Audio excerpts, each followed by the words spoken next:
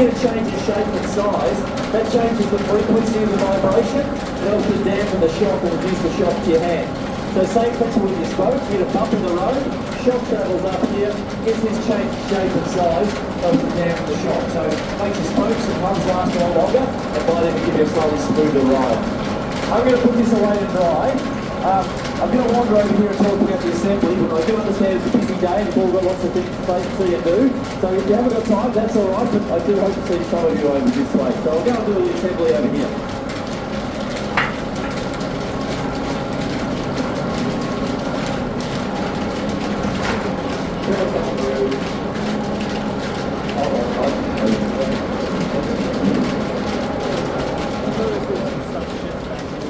We're just working our way around.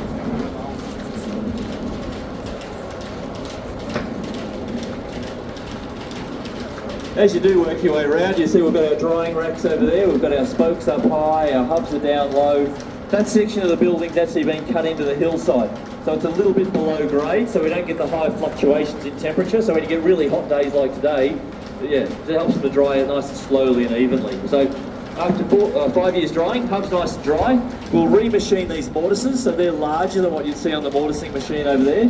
We put a metal band on the inside, and there's a bigger one on the outside. That's to provide protection for the hub nut where you attach it to your axle.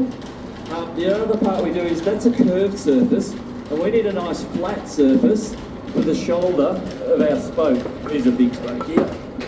So you can just see there it's got that shoulder. We need a nice matching flat surface for that to bed down onto here. So we've just used a file, and you see there a little flat surface for that to bed down onto. The spoke, it'll dry looking something like this. So we'll sand it all up, make it all nice and smooth. Oh, here's one. So we'll sand it all up, make it all nice and smooth. We machine that width there, so that should just be a nice firm press fit that way. There shouldn't be significant side to side pressure. But this other face, you'll notice it's got a subtle taper. There's a similar taper to this that's inside the bottom here. But the one on the spoke, here's size for size, but there is about a 1/16 of an inch larger. So as we hammer it in, we've got these two tapers that come together. And it starts off easy, but as you get towards the bottom of the hole, we've actually got to compress these end fibres together. We call it a mash fit. To hammer them in, I haven't got one for this hub today, but it usually takes about 8 pounds of persuasion. We'd hammer in one spoke, leave a mortise empty, hammer in another, leave one empty, and we do every second one. And we do that because if you just go one after the other, the pressure starts to build up and it starts to twist and distort it. So every second one, and then we'll come through and we fill in the spaces. Once they're all done, it finishes up with this shape here. We call that the spider of the wheel, or the wheel spider. This one looks a bit different though. See all these little round bits on the end, they're called tangs, and they help us to hold the wooden rim on. To do these, we use a brace with a special, brace with a special cutter. You just pop that on there, cut those to the depth you require. It sounds easy enough, but it actually takes a bit of effort. You have to make sure you keep it nice and straight, you don't go too crooked, you don't go too far. It does take a lot of effort to turn. So they developed a machine to help speed up the process, and we've got this machine here, a tanging machine. So we just grab a bit of power from over the road. So doing the tight pulley, the loose pulley thing, that's mounted between centres, and the cutter's actually got a depth stop to it. So when we go through, it always stops at that point there. The jaws, clamp it in place, and we can very quickly and accurately cut all those to exactly the right depth. Once that's done, we're ready to do our wooden rim, and we do our wooden rim over here. So the wooden rim is made up of these circular segments that we call bellies or bellows. That just depends on who your wheel riding teacher was. So for this particular one, we'd have a template that we'd worked out beforehand, large slab of timber, pop it on, mark it out, we'd cut it out there with hand tools. Later on we had the benefit of being able to use the bandsaw.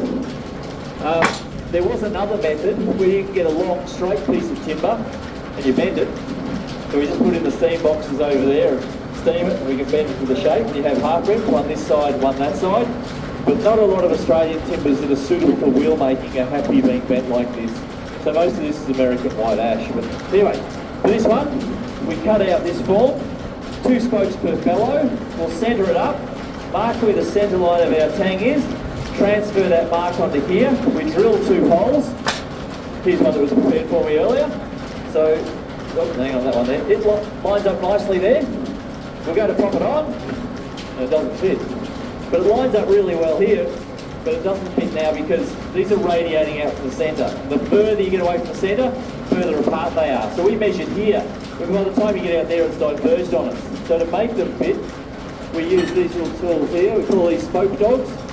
So it's just about using leverage. We just hook that on there, and with a little bit of force, we can spring that, and then we can tap that home. In reality, most of you don't be able to bend those by hand. But when you get into the slightly larger spokes like that, you need some big friends and a long lever to flex those.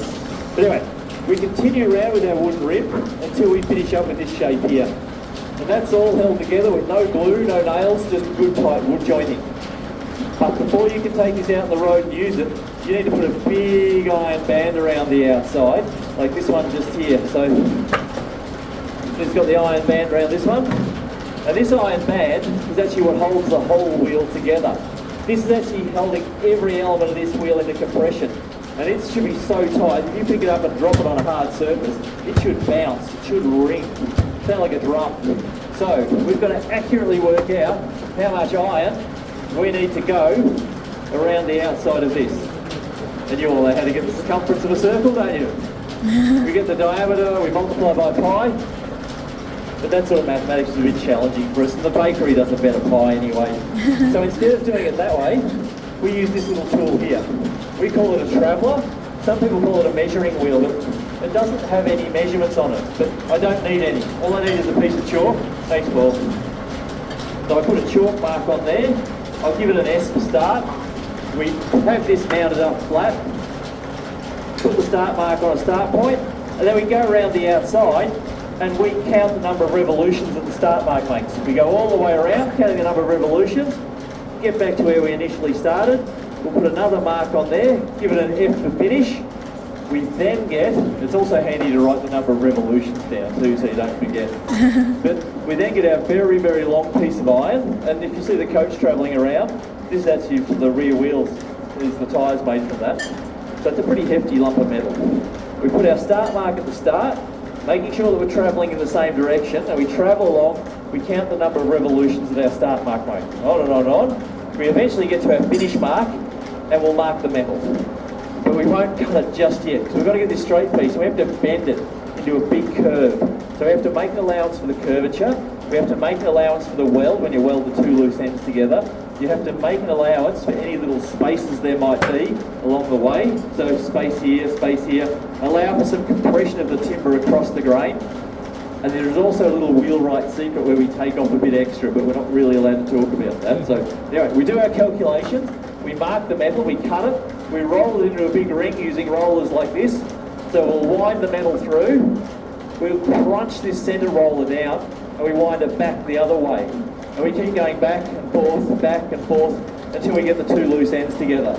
We'll take it to the blacksmith, we'll weld the 2 loose ends together, and we'll then have this iron ring that doesn't fit. It'll be too small because we've taken off all those little bits along the way, and that's a problem, but it is by design. To make it fit, we'll heat the iron up. And when you heat iron, it expands. And we're going to put in a big fire just over here, and we're going to heat it to around 500 degrees Celsius. And when you heat the iron that much, it expands quite considerably. So we'll go a big fire here, we'll get our tyre, we'll just put the tyre in the fire, put a bit of extra timber on it, let it soak up the heat. Whilst that's heating, we get the wooden part of the wheel,